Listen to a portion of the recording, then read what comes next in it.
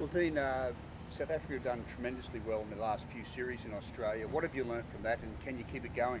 Yeah, we've had a pretty good record of late. I've experienced two tours here before and they ended quite well for us. But in saying that is the past. But the learnings out of that is one of we can compete and win here. That is a massive positive for us within our group, even though we do have quite a few guys here that haven't played a series yet. That is a positive that we can learn and focus with.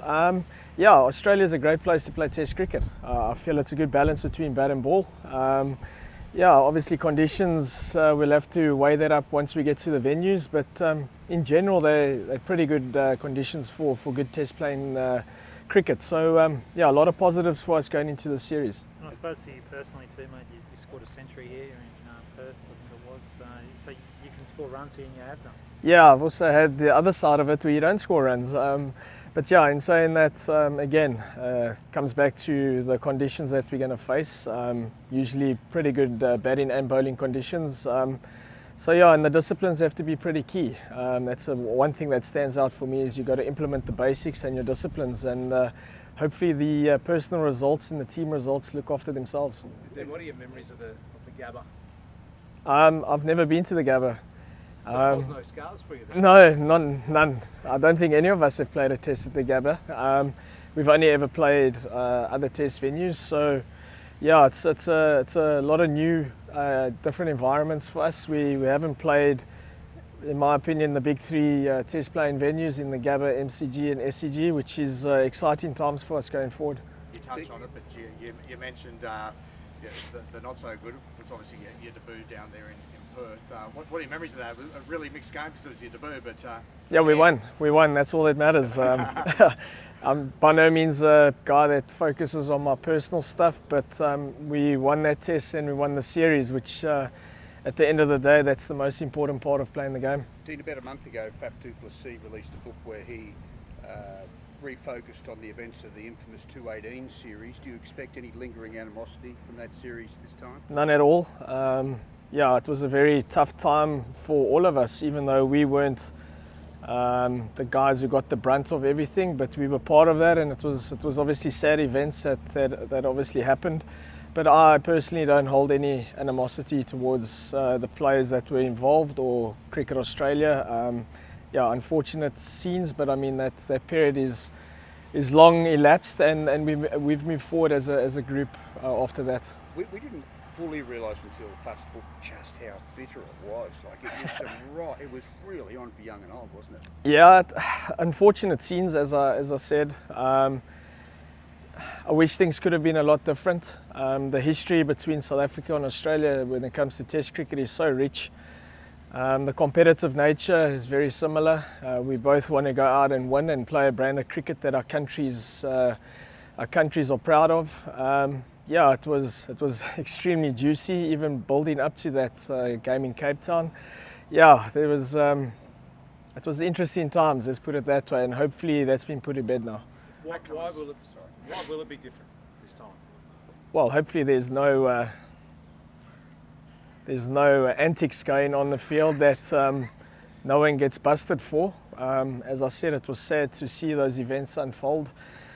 But I'm pretty sure on the field there's always a bit of spice. There is always. Again, the history between South Africa and Australian cricket is rich, and yeah, we love playing against Australia. We've got a deep respect for Australian cricket. So yeah, hopefully we can put on a good spectacle. Pat Cummins under a bit of an injury cloud at the moment. That fuels speculation, certainly in Australian media, about who might be a successor if he's not to play. How do you feel about coming up against the like of Steve Smith or David Warner. Thank you, mate.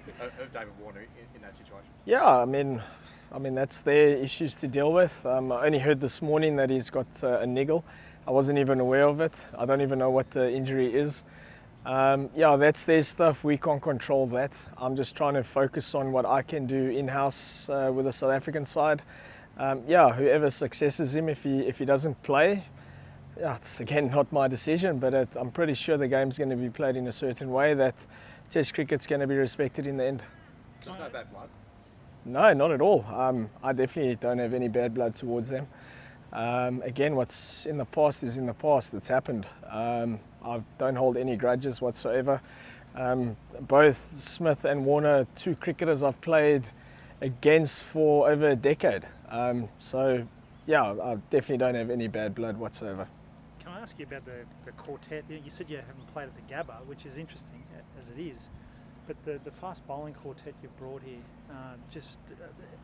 they're going to love bowling there. Just tell us a bit about them and about those bowlers and what they do for your team. Yeah, we've obviously got Kagiso, Lungi Ngidi, Anrich Nokia, Marco Jansen, promising left-arm seamer. And then we've got a young guy in Gerald Kutsia who's got out-and-out raw pace, which is exciting to have in my change room. I had to face him a few weeks ago, which I'm happy that he's part of our squad now. Yeah, they all bring something different to the table, which is you're always trying to get the balance right. I think KG's career speaks for itself. We know what Nokia does with regards to bringing the heat. But also his skill sets are up there, so he can balance the two different game plans if he has to. Lungi Ngidi's been around where his skill set, and if the ball swings around, he's the one bowler that's going to get the swing out of the wicket. And then Jansen also brings a lot of pace and bounce. I mean, he's 6 foot plus, and yeah, he's our tallest member within our bowling ranks. So they all bring something unique, which is nice to have. When you come to Australia, you want to have a balance of skill. And you want to have that balance as well with regards to the raw pace that they bring to the attack. Yeah, Australia is another great place for fast bowlers to bowl. You get a lot of value if you execute your skills and hit your areas where there's a lot of pace and bounce in the wicket. But again, it's pretty well balanced conditions generally. Hopefully it plays out this way in this series that yeah, we just get some really good cricket underway. I guess Rabada, he actually announced himself in the last tour here, especially the first two test matches which you won. He was outstanding in those. I guess you'd be hoping someone else does the same, but fond memories for him. This is where he really did make a mark early in his career. Yeah, no doubt. But KG, I think his career and his repertoire speaks for itself. He's been a part of our Proteas team for quite some time now. Yeah, again, I think it speaks for itself what he can bring to the table. Cool. We'll look to take last round of questions. How's South African cricket going? Because you read a lot about the T20 competition, financially difficult state. Do you feel it's on solid ground? Are you concerned? I think for the first time in a couple of years now, it actually is at its most stable. We've obviously had a lot of changes with regards to the administrators that we have within Cricket South Africa. Again, us as players, those certain things can't hinder us from performance. We've almost gotten used to those kind of bad headlines, but I think for now it's stabilising quite nicely. We've got a new CEO. We've had a new board now, which are obviously coming in and making good cricketing decisions, and we've got a new director of cricket who's really focusing hard on our Proteas brand. Again, those little things we can't focus on. It's totally out of our control as players. We need to do what we can do to try and get results on the board for us, and that's our currency with regards to cricket. Playing back home is getting performance on a good side for us. What about scheduling? It's interested in your thoughts on whether Australia playing the West Indies at the moment. Do you think that plays into your hands or plays against it? Well, that's the scheduling. Can't control that. Yeah, ideally we would have liked to have maybe played a test series before coming here, but it is what it is. Again, it's out of our control, out of our hands. We do have a lengthy period building up to the series where we've got to maximise our facilities that we have. We've got a 4-day coming up soon as well, which we've got to try and maximize and give the players the best chance to obviously get some good results and performances under their belt and make sure we're best prepared as a squad going into the series. I feel there's a lot of good brains within our setup here, which can give our players the best opportunity to try and perform. So yeah, it is what it is. Again, scheduling is totally out of our hands as players, and yeah, we just got to make do with what we have. In saying that, the Aussie attack was made to work pretty hard in Perth, and they play again this week. Whether they will play, whether Cummins plays, or whether they rest a couple.